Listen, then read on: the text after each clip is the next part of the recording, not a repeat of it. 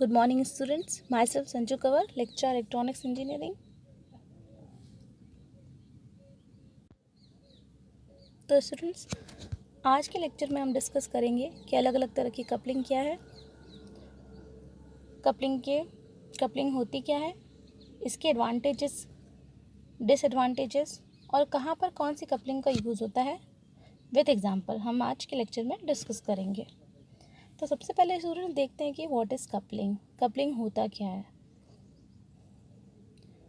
Students, multi stage amplifier में क्या होता है कि अलग अलग स्टेजेस लगी हुई होती है, तो आपको एक स्टेज को दूसरे स्टेज से जोड़ना होता है। कपलिंग बेसिकली यही है कि आप एक स्टेज के आउटपुट को दूसरे स्टेज के इनपुट से जोड़ते हैं। तो आप कौन सा मीडियम यूज़ करते हैं बीच में जोड़ने के लिए, जिससे कि आपको मैक्सिमम सिग्नल मिले और मिनिमम नॉइज़ मिले, ठीक है। तो इसे कहा जाता है कपलिंग। अब कपलिंग अलग अलग तरह की हो सकती है, RC coupling, transformer coupling, direct coupling and inductor coupling. RC coupling में क्या होता है स्टूडेंट्स, जो आप एक स्टेज से दूसरे स्टेज पे जाते हैं तो बीच में आप रेजिस्टेंस और कैपेसिटेंस का यूज़ करते हैं। इंडक्टेंस कपलिंग में क्या होता है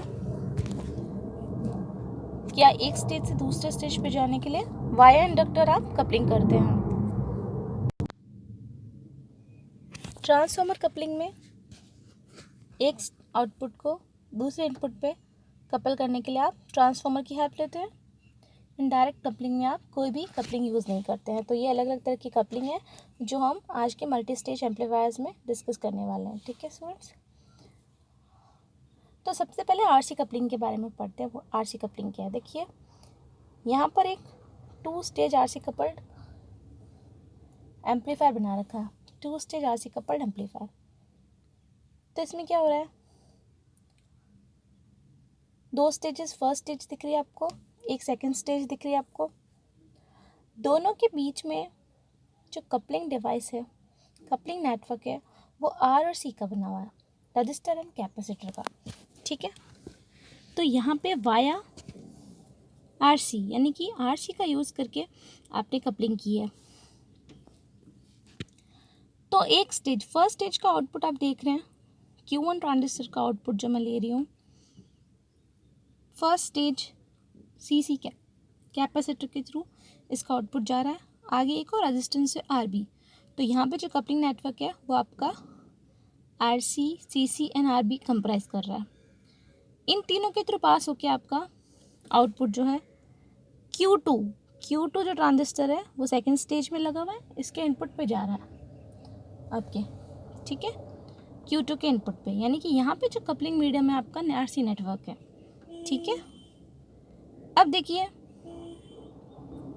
इसका फ्रीक्वेंसी रिस्पॉन्स कैसा होता है आरसी कपल्ड एम्पलीफायर का।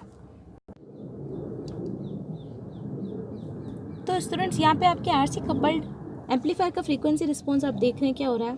लो फ्रीक्वेंसी पे जैसे आपने फ्रीक्वेंसी स्टार्ट की 0 से 50 हर्ट्ज, तो आपका गेन अभी कम है। लो फ्रीक्वेंसी पे गेन धीरे धीरे राइज होना शुरू होता है लीनियरली, ठीक है।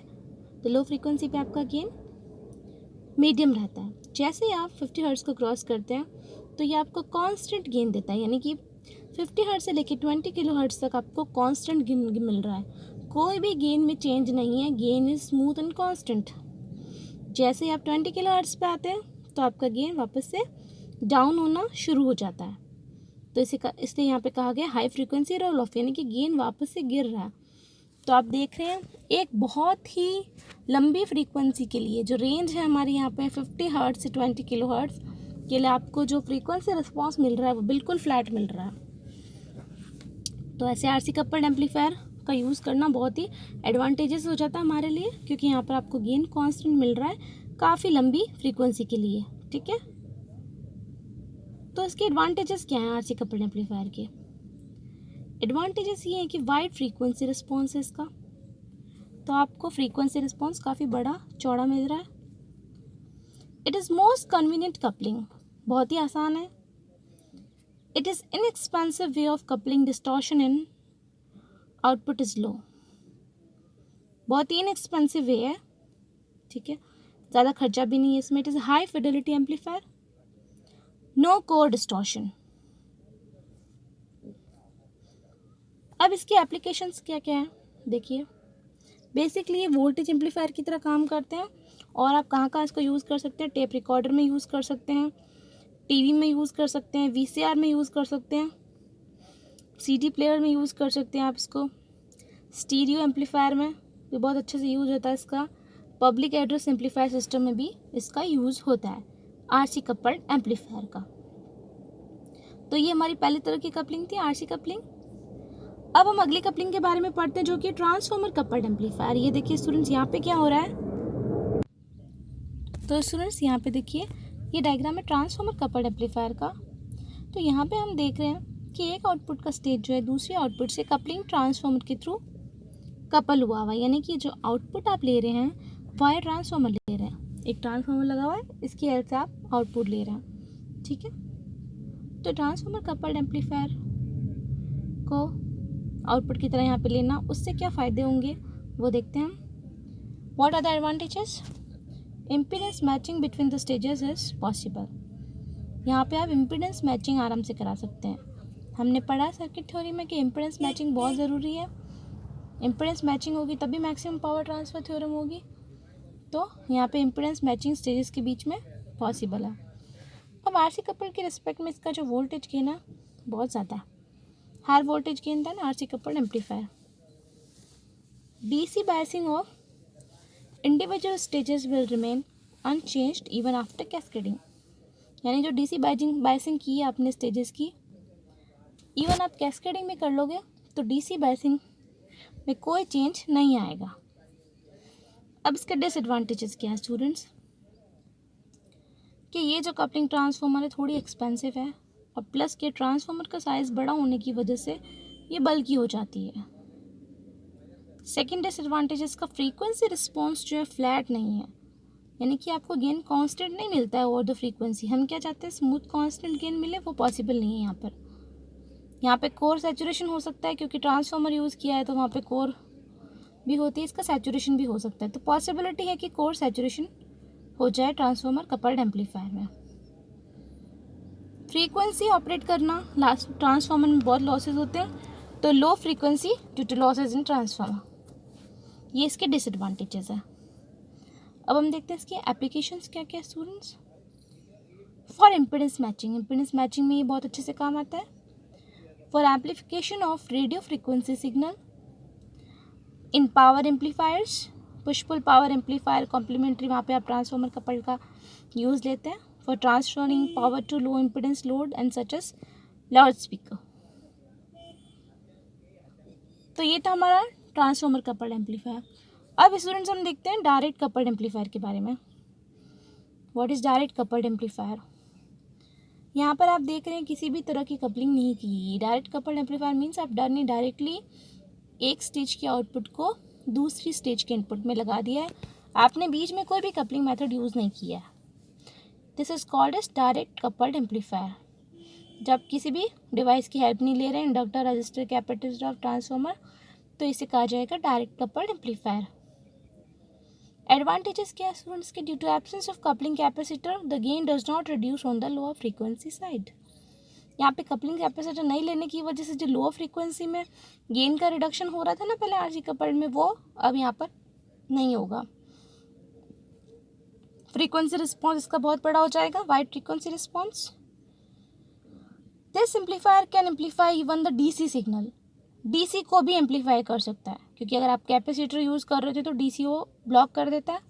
यहाँ पे ऐसा कुछ नहीं है, डीसी को भी एम्पलीफाई करेगा। Reduced cost and complexity due to absence of coupling capacitor. अब यहाँ कपलिंग कैपेसिटर नहीं लगा रहे, इसकी कॉस्ट भी कम हो जाएगी सर्किट की, और जो कॉम्प्लेक्सिटी बढ़ रही थी सर्किट में कपलिंग कैपेसिटर की वजह से, वो भी कम हो जाएगी।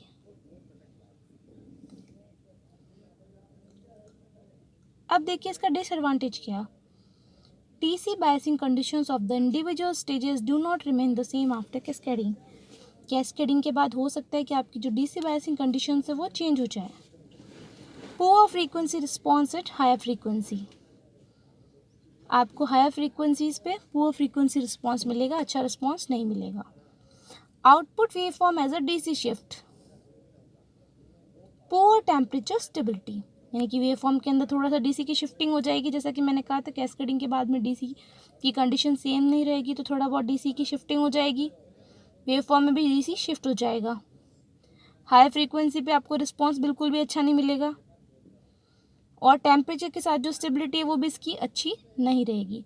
तो स्टूडेंट्स, हमने 3 तरह की कपलिंग पढ़ ली, RC coupling, transformer coupling and direct coupling. ये सारी कपलिंग हम मल्टी स्टेज एम्पलीफायर में यूज़ करते हैं। तो तीनों के एडवांटेजेस, डिसएडवांटेजेस, एप्लीकेशंस भी हमने डिस्कस कर लिए स्टूडेंट्स, कि कहाँ पे कौन सी यूज़ आती है। और फिर डायग्राम भी हमें देख लिया है, एक एक एग्जाम्पल भी देख लिया है कि किस कपलिंग को कहाँ पे यूज़ करना है। तो स्टूडेंट्स, आज के लेक्चर में इतना ही। एप्लीकेशंस देख लेते हैं हम डीसी कपल्ड एम्पलीफायर की। इसको ऑपरेशन एम्पलीफायर में यूज़ किया जाता है, एनालॉग कंप्यूटेशन में यूज़ किया जाता है, और लीनियर पावर सप्लाईज में भी यूज़ किया जाता है डीसी कपल्ड एम्पलीफायर को, क्योंकि ये सिंपल जो डीसी डायरेक्ट कपल्ड एम्पलीफायर है आपका, डीसी एसी दोनों को पास करता है, सिंपल है, इसमें कुछ भी लगाने की ज़रूरत नहीं है। तो ये आपके 3 जगह पे यहाँ पे काम आ जाएगा। ओके स्टूडेंट्स, आई होप आपको अच्छे से क्लियर है ये। Thank you.